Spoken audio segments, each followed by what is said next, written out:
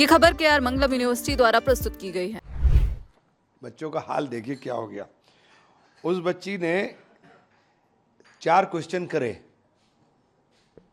NTTA में, उसने डाला के साहब मैंने ये अटेम्प्ट किए थे और ये मेरे सही हैं, मेरे सही हैं। उसने आकर मेरा 2 बार डाल चुकी, लेकिन NTTA से कोई जवाब नहीं है।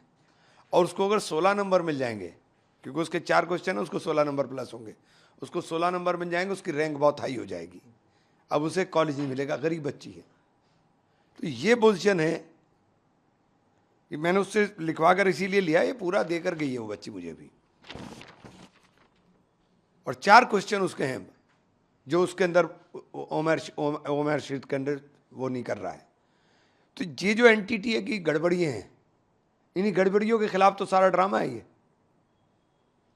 आप लोग लगातार जो युवाओं के ऊपर मुकदमे अभी भी हो रहे हैं, उसको लेकर कल CJP की ओर से कहा गया कि हम लोगों के साथ जो अंडरस्टैंडिंग थी उसको ब्रीच किया गया। हालांकि उसके बाद बिहार और असम के अंदर देखिए, अब देश के अंदर माहौल बदल गया है, हिंदू मुसलमान अब चलेगा नहीं। अब ये जो न्यू जनरेशन है ना, जो जेनजी हैं, इनको आप समझा नहीं सकते हो हिंदू मुसलमान के नाम पर, या इनको आप झुंझुना दे दोगे हिंदू मुसलमान का बजाएंगे, ये नहीं बजाएंगे।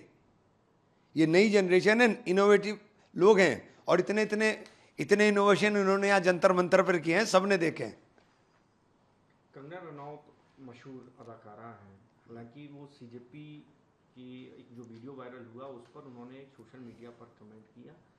कुछ सवाल उन्होंने पूछे हैं, जैसे कहा, शुरुआत वो करती हैं कि छी आखिर इन लोगों को पैदा कौन कर रहा है, परवरिश कौन कर रहा है, ये पूरी इस दुनिया में अपनी गंदगी, कचरे और बदसूरती का शिकार बना रहे हैं। इस तरीके के शब्द। आदमी को अपने अंदर देखना चाहिए, वो अपने अंदर देखें कि वो क्या हैं, फिर दूसरों के ऊपर इल्ज़ाम लगाएं।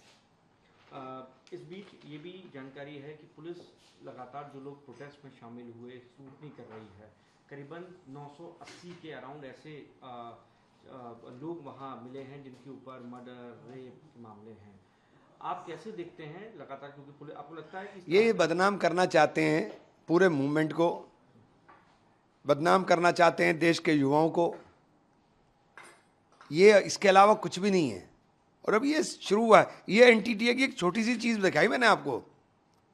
गरीब बच्ची अभी गई है मेरे पास से, मैंने कहा बेटा लिख के दे दो मुझे, देखता हूँ क्या कर सकते हैं। AK-47 का मुद्दा कल आपने पार्लियामेंट में उठाया, पूरी कांग्रेस पार्टी उठाती रही। अब सिवान के DM कह रहे हैं